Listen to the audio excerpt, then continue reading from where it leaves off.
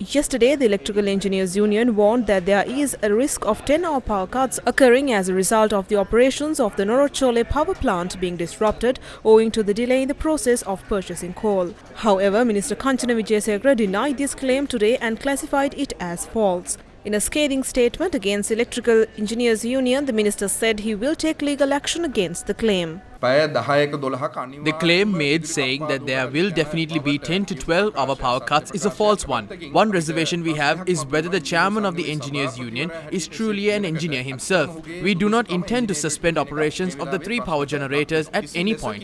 Neither do we intend to do so.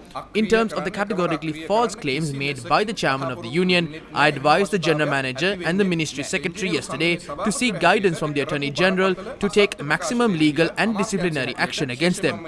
Although they are a trade union, they cannot act like a terrorist organization.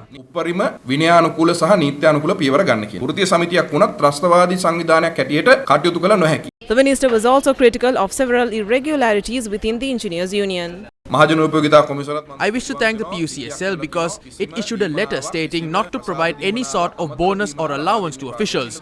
That might be the reason that prompted the union to make this false statement with the intention of enraging the people.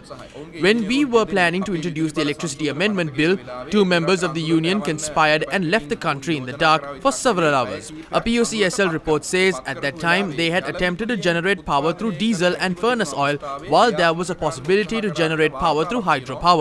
We conducted an inquiry and removed 2 main engineers from service. The union is constantly requesting for these 2 to be reinstated. During Gotabaya Rajapaksa's tenure as president, they turned off a generator at the Norachole power plant and caused 13 to 14 hour power cuts. This happened on 2 occasions. We are in the process of concluding investigations into them. Those reports will be presented to Parliament on the 5th of January and steps will be taken to institute disciplinary and legal action against those officials as well. Several outsourced companies are owned by members of the Engineers Union themselves.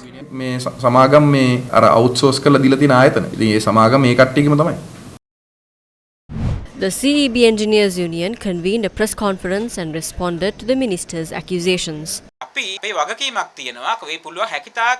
We have the responsibility to bring these 38 coal ships as soon as possible.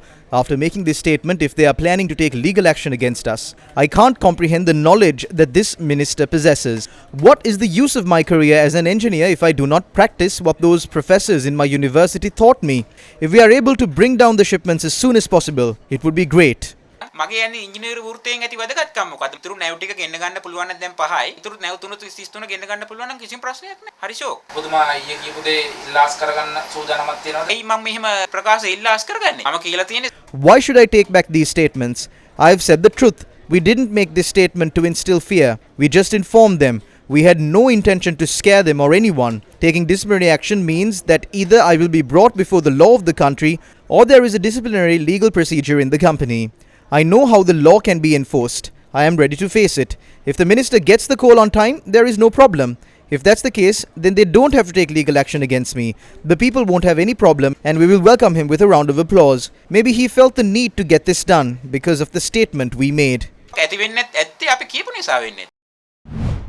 Did Minister Kanchana deny claims of 10-hour power cuts since it has now been confirmed that there will be disruptions to the continuous supply of coal to the Norachole power plant?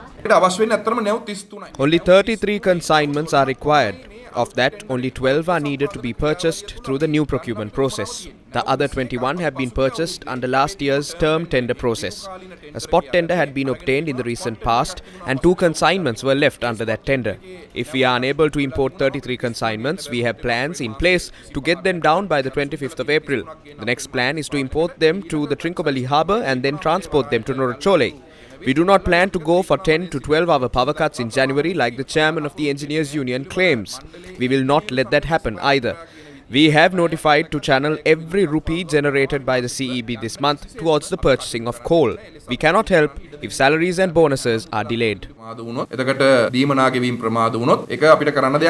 However, Lanka Coal Company says stocks of coal in its possession are only sufficient until the 2nd of January 2023. Chairman of Lanka Coal Company, Shehan Sumanasekara, says power generation on the 3rd and 4th of January could be affected since a consignment of coal will not arrive on the scheduled date as a result of a delay at a port in South Africa. The vessel is expected to arrive in Sri Lanka on the 6th of January. 6 vessels containing 60,000 metric tons of coal each are expected to arrive in Sri Lanka during the month of January. The chairman of the Lanka Coal Company revealed payments for 3 of the vessels have been settled while the others will be completed within the next week.